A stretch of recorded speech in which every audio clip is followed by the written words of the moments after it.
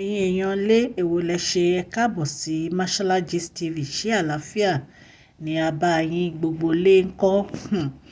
Èyí mà tún yà wá lẹ́nu nígbà tá a gbọ́ pé bàbá wa Àtíkù wọ́n tún fẹ́ jáde láti contest ní 2027 o. Ẹ̀rí pé èyí tún lágbára contest against bàbá wa Bọ́lá Tinubu. Ẹ̀yin èèyàn lé ẹjọ́ ẹ gbọ́rọ̀ lẹ́nu Golden Entertainment ká gbọ́ nǹkan tí wọ́n sọ lórí ọ̀rọ̀ yìí. wọ́n ní sọ fún ẹni tó bá mọ̀ kó gbọ́ kó lè bá gbọ́. ẹ bá ní sọ fún Ọ̀gbẹ́ni Abubakar Àtíkù èyí tó ṣe ti tó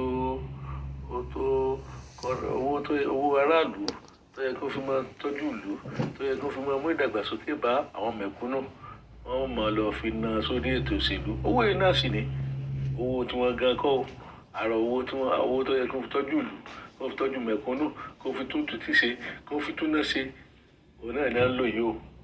wọ́n ti fẹ́ di àpá torí tó bá ṣe táìpọ̀ náà ṣẹ́ fún yẹn òun ní máa ná nàkúnà. ẹ bá ní kìlọ̀ fún kójú kò jẹ́ aráàlú láwọn ọ̀fẹ́ má. Àtíkù ò ní nǹkan kan ṣe lórílẹ̀‐èdè Nàìjíríà tó dára. Àtíkù ò ní ipò kan tó fẹ́ dìmú lórílẹ̀‐èdè Nàìjíríà eléyìí tó ti dìmú kọ́ lọ mọ́ mumi sí. owó tó ń rí lára yẹn tó fẹ́ fi máa ṣe òṣèlú kọ́ lọ ná sílùú káwọn èèyàn mọ̀ kó mọ̀ pé ó ti bẹ̀rẹ̀ ṣiṣẹ́ rere. iná ò sí àwọn bí ń pa àwọn aráàlú ebi ń pa wọ́n àwọn tí bí ń pa pọ̀ níbẹ̀ kọ́ lọ dá lé iṣẹ́ lẹ̀ káwọn èèyàn oríṣẹ́ ṣe káwọn ọ̀dọ́ oríṣẹ́ ṣe kọ́ lọ sí gbogbo tí ń gbé lọ sí Dubai tí ń gbé lọ gbogbo kó ṣe sí orílẹ̀-èdè Nàìjíríà kó ṣe sí ìlú ẹ̀gẹ́ local government tó jáde. àwọn aráàlú bẹ̀ náà wọn ò ní ṣépè fún ó ti tó gẹ́ kọjá bàbá àṣàlẹ̀ òṣèlú ó ti tó.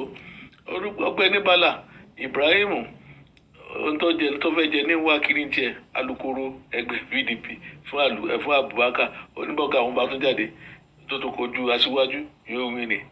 ayé tó lọ ń dá sòrò farawé ọlọ́rọ̀ aṣíwájú Àtíkù bó fèsì aṣíwájú láìmọ iye gbà lẹ́gbẹ̀gbẹ̀rún àsìkò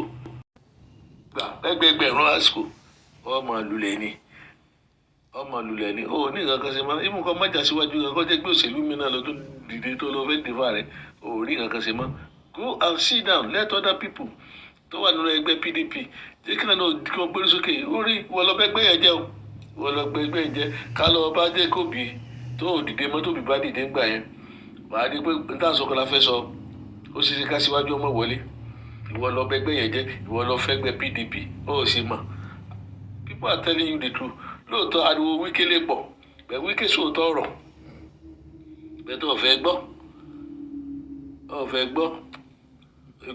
ó lè rójú rere mọ́ ó ti rí ọ̀gá ẹ̀fín àbọ̀ Ọbásanjọ́ orí fín so kí ló fẹ́ gbà ẹ̀tẹ́ ni bó ti máa gbẹ̀tẹ́ nìyẹn bọ́ contest 100 times ó lulẹ̀ ni. Àtíkù go and sit down. Fẹ́yìn mọ́ àwọn ọ̀dọ́ Nàìjíríà láwọn ọ̀fẹ́yìn mọ́. You have become cargo. People, you are no longer relevant in the field of politics. You have become irrelevant. The youth doesn't want you again. So today's youth are not blindfolded like the past. So you cannot just come and deceive people again. No more deceit in Nigeria politics.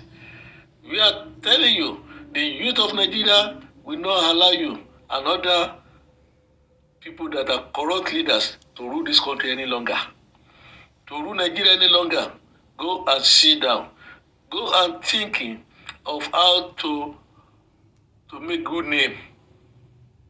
Orúkọ ti bàjẹ́ tẹ́lẹ̀ bá mọ̀ àwọn èèyàn mú sí yín ni ìpè náà fi ránṣẹ́ sí láàárọ̀ ẹ lọ yí ọkọ̀ yín padà ẹ ṣe nǹkan tó dá sínú ìlú ẹ má bà Nàìjíríà jẹ́ ibi tẹ́ ẹ bàjẹ́ tó ẹ má tún bàjẹ́ síwájú mọ́ kí ló ń wá. You want to make name?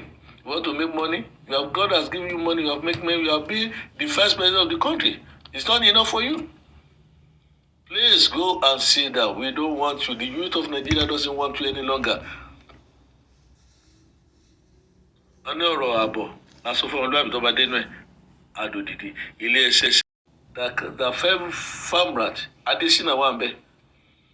Irú àwọn ètò ẹ̀kẹ́ sponsor nìyẹn to become the president of Nigeria. in your party, but you won't because of your greediness, too greedy, selfishness. The youth said they don't want you any longer. Go and sit down. So that's all. As of Atiku, any kojoko there, any kojoko. If the PDP are not, well, if they know what they are doing, even party or so go and sit down. God will bless Nigeria.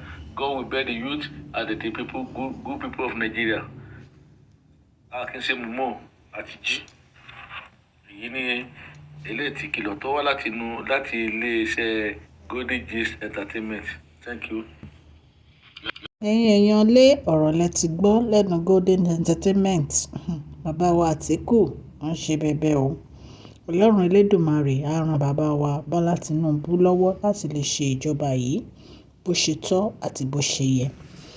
Àmọ́ ọ̀rọ̀ yìí wá láti iléeṣẹ́ Mashola Gist TV. God bless you. Thank you.